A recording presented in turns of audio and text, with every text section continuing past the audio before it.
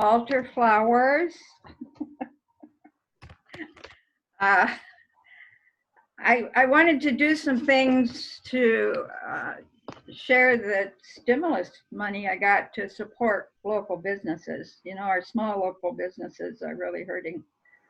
And so I've been watching online to see what things businesses are offering. So the flowers I had delivered so they could be in your screen today.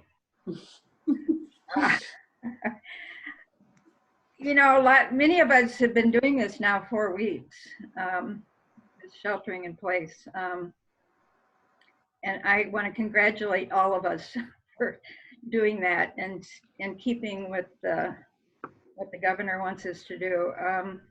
I really think we need to listen to the scientists and the medical people and following that guy and not pay attention. There's a lot of misinformation now out there. And so we want you all to stay safe and see your faces on the screen for another 3 weeks.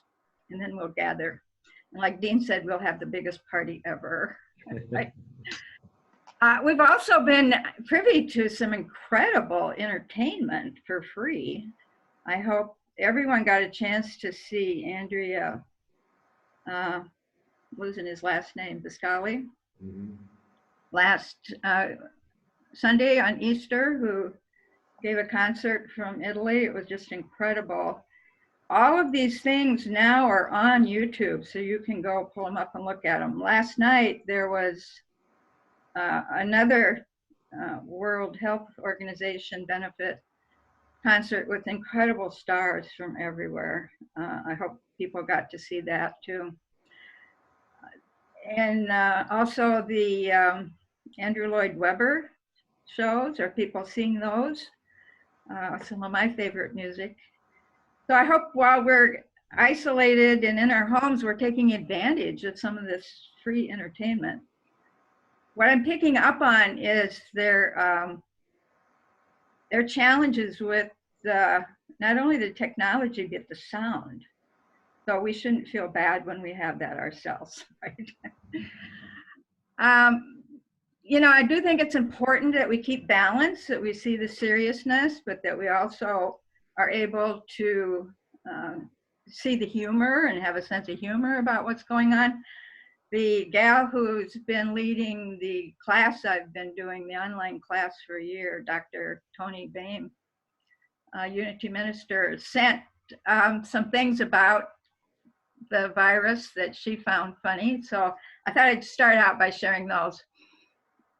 This one you'd have to be watching TV quite a bit to get. I was so bored, I called Jake from State Farm just to talk to someone. He asked me what I was wearing.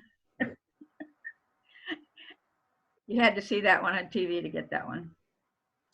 Before the pandemic, we always have been told to stay away from negative people. Now in 2020, it's stay away from positive people. The world has turned upside down. Old folks are sneaking out of the house and their kids are yelling at them to get back indoors. I know that's happened for Dick and Patty Kinez as their children are watching over them. Okay, you think it's bad now? In 20 years, our country will be run by people homeschooled by day drinkers. I never thought the phrase, "I wouldn't touch him with a 10-foot pole" would become a national policy. This is from Alexa, that little machine some of us have. What's the weather this weekend, Alexa? It doesn't matter, you're not going anywhere. And this one I can identify with. I swear my fridge just said, "What the hell do you want now?" And then day 10 at home, and the dog is looking at me like, "See, this is why I chew the furniture." And yes, quarantine has turned us into dogs. We roam the house all day looking for food. We are told no if we get too close to strangers, and we get really excited with car rides. So a little bit of humor. And while humor is important, I do think it's also important to recognize the seriousness of what is going on in the world. Uh, I saw a quote that the Greek root of the word crisis um, really identifies in what we're dealing with right now. It's a time of great change.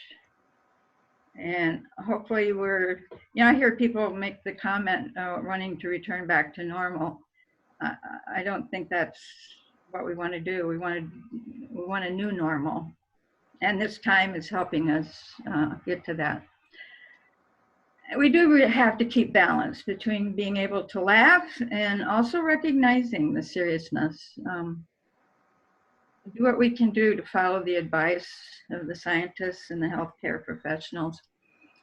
So today I wanted to talk about understanding. Understanding is one of the 12 powers that Fillmore writes about. And I should say it's one of our 12 powers.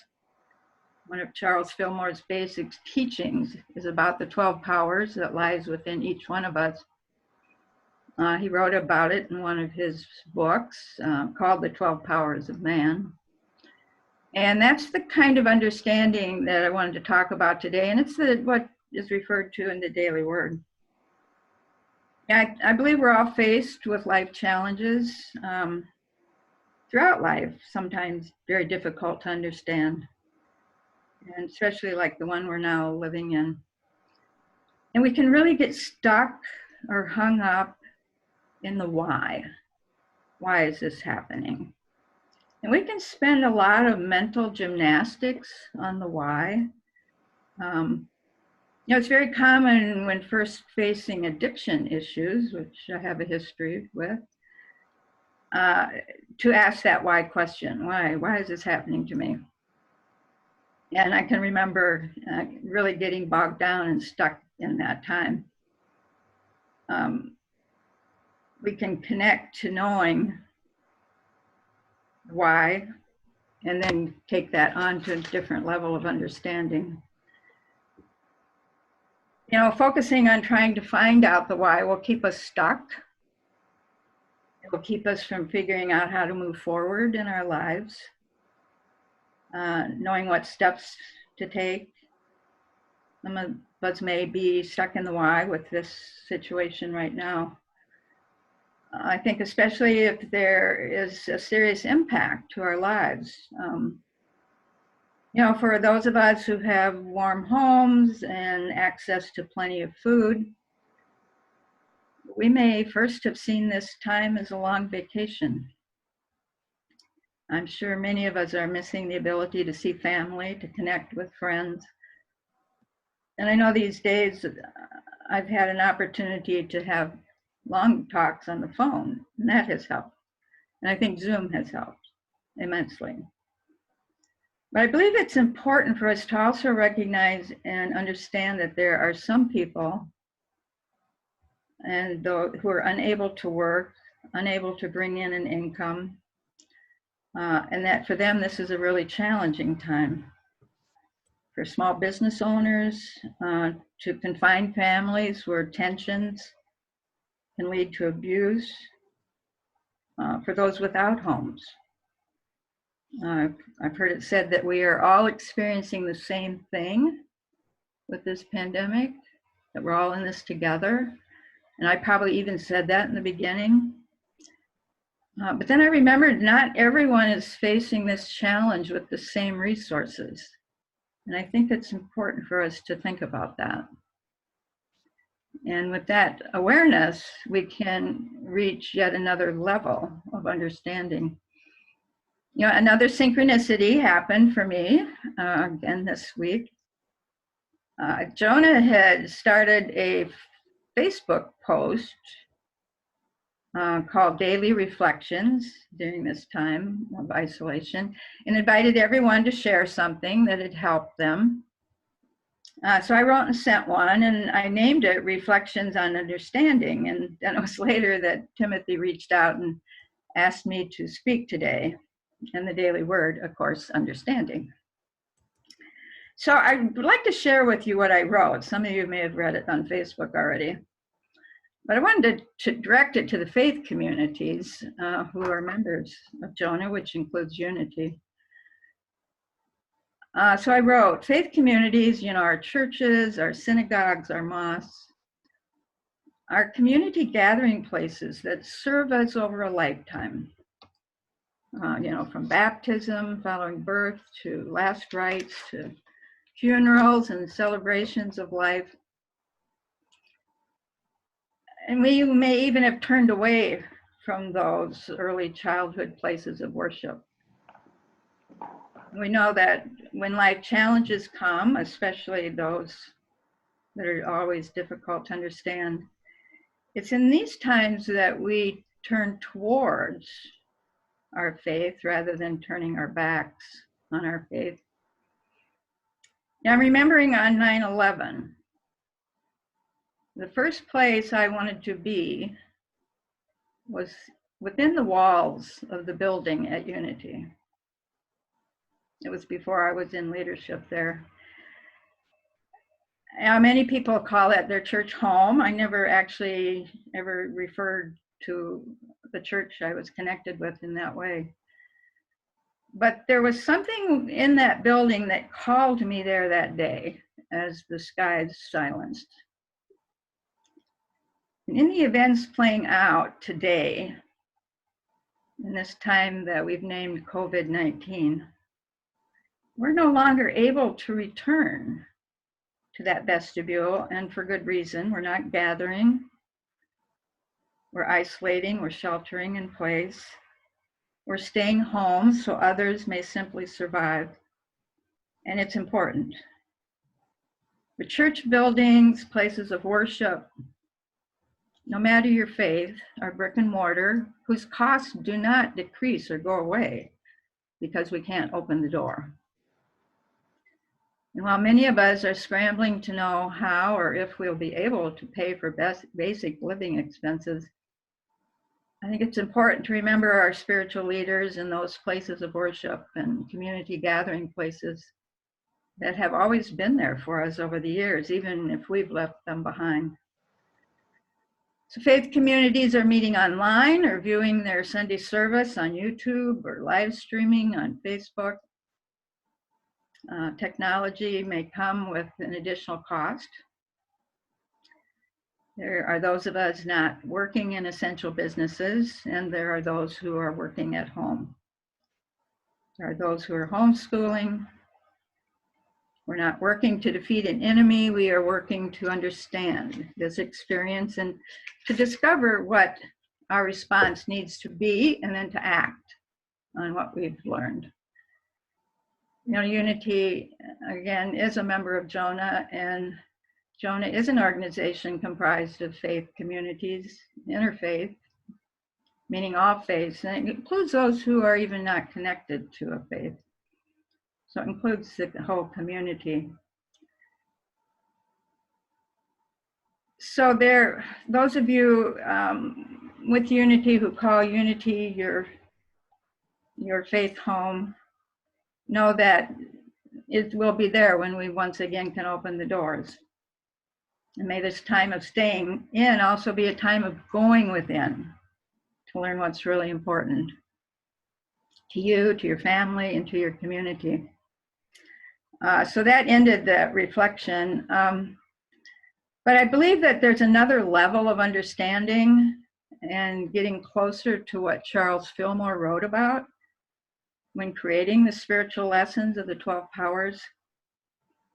That spiritual understanding that lies within. It's not an intellectual understanding. The Buddha wrote, true love is born from understanding. Learning is a journey from facts to knowledge, to understanding, and to eventually wisdom. Dr. Emily Cady, one of the first Unity writers with the Fillmores, she wrote, in the early 1900s, many today are conscious that the inner hunger cannot be satisfied with worldly goods and are with all earnestness seeking spiritual understanding of an eminent God.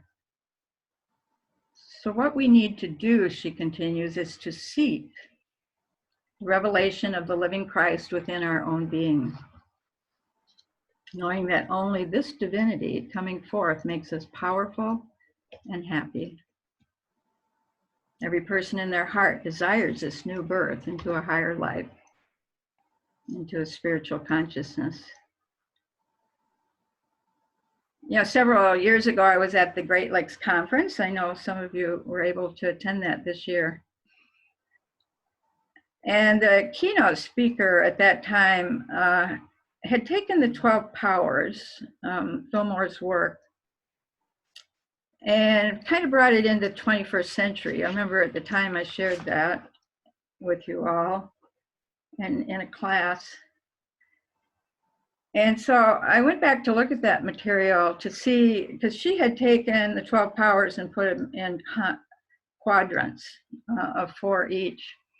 And she believed that there was a natural progression to the 12 powers, and that until you move through one power and understanding of it, it would be difficult to move to the next quadrant. And so she had identified in the first quadrant, she had named it grounding, and felt that that was the important part of doing this work with the 12 powers, is the grounding piece. And the very first power in that first quadrant was understanding. And that same spiritual understanding in how it's written and identified in today's daily word. Understanding beyond conscious thought, spiritual truth that illuminates our consciousness, knowing when we're able to connect with that wisdom and divinity inside of us, each one of us then is guided by our spiritual understanding. Now, understanding is represented by the disciple Thomas. It's located in the place where we call our third eye. So when you use this power in your meditation time, that would be the place to direct your energy and your thoughts, where we can put our intention there when meditating. We may also name this type of understanding intuition. Albert, in the 12 Power book,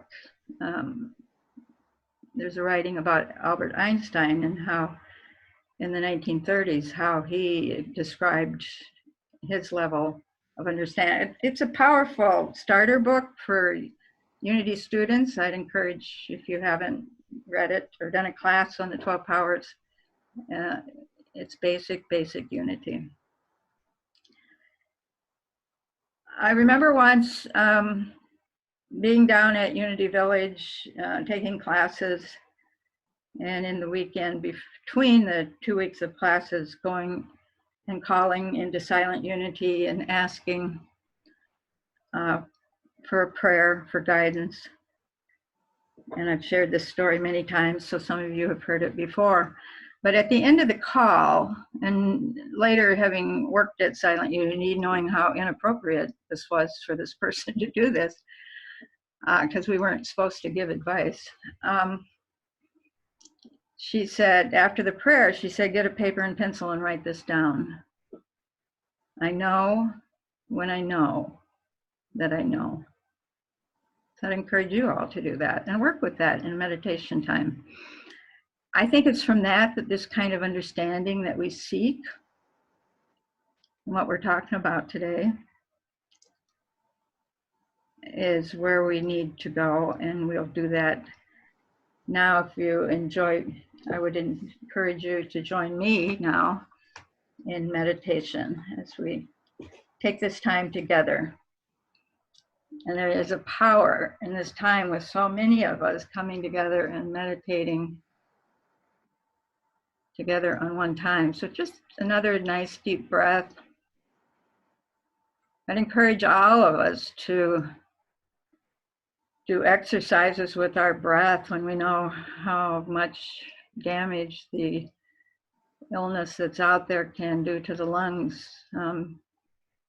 Be very protective of our ability to breathe, and we need to do that by breathing deeply all the time.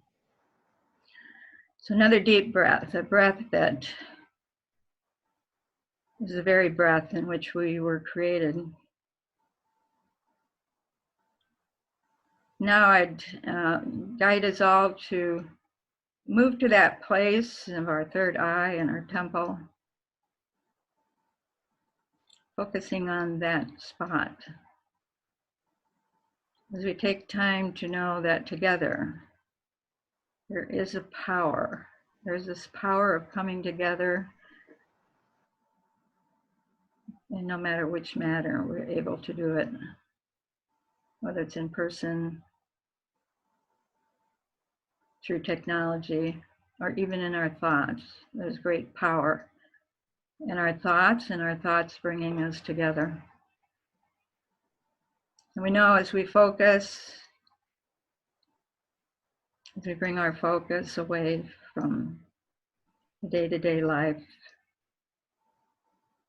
let us just be grateful for this opportunity to know what resources we do have. Let's be grateful and pray for those who may not have as many resources. And may we know that if there's anyone amongst our community in need, that they might reach out and asking for help. We give thanks as we know that through this time, that wisdom, that understanding that is growing within each one of us now is moving this community and this global experience into a new way of being, a new light, a new world. May we all be grateful for that. We hear the words of knowing that this is a portal. I'm hearing that used a lot. And that we can move through this time, leaving behind any negative, any attitudes, any beliefs that no longer serve us.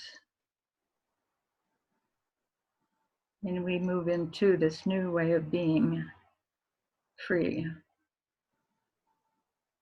Free and knowing that the gift that we've been given through the teachings of unity,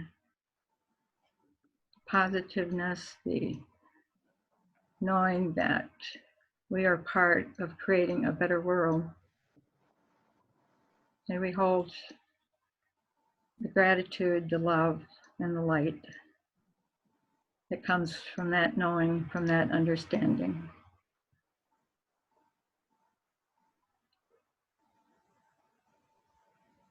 May we take the time each day, whether it's 1 minute, 3 minutes, 5 minutes or more, use the affirmations we've been given. We are the light of the world. And with that light and understanding, we will move through this time, making it a better world for all. And as we conclude this time, we say, thank you, God. Amen and amen.